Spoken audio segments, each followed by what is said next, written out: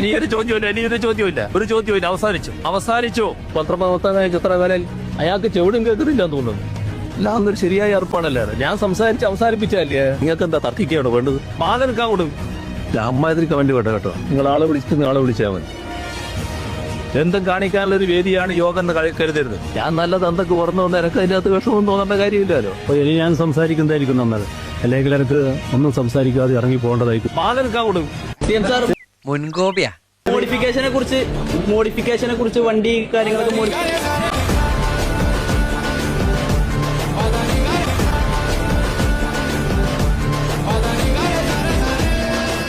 ഞങ്ങൾക്ക് പറഞ്ഞിട്ടുണ്ടെങ്കിൽ അത് പറഞ്ഞിട്ടുണ്ടല്ലോ, അതൊക്കെ നടക്കുമല്ലോ.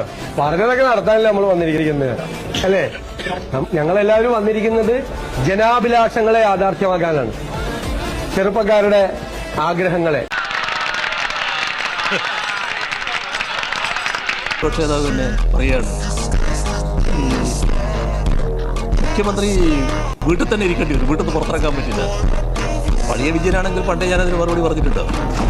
അപ്പൊ അങ്ങ് പറഞ്ഞു ഞാൻ പഴയ വിജയനാണെങ്കിൽ ഞാനതിന് മറുപടി പറഞ്ഞത്. ബഹുമാനപ്പെട്ട മുഖ്യമന്ത്രിയോട് ഞങ്ങൾക്ക് പറയാനുള്ളത്, ഞങ്ങൾക്ക് പഴയ വിജയനെയും പേടിയില്ല, പുതിയ വിജയനെയും പേടിയില്ല. സോറി, ആവശ്യത്തിലേറെ ചോദ്യങ്ങൾക്കുള്ള ഉത്തരം ഞാൻ പറഞ്ഞു കഴിഞ്ഞു. ഇനിയും ആവർത്തിച്ചാൽ വെറും വാചക കസർത്ത് നടത്തുമ്പോൾ പോകും ഞാൻ. പ്ലീസ് പ്രവർത്തിച്ച് കാണിക്കാനുള്ള സാവകാശം തരൂ. അപ്പൊ പിന്നെ കാണാം. ജനങ്ങളെ നന്നായിട്ട് പറ്റിക്കുന്നവരാ. പരസ്പരം പറ്റിക്കാതിരുന്നാൽ കാലാവധി തീരുന്നത് വരെ നമുക്ക് ഭരിക്കാം. Like, comment, share, subscribe my channel.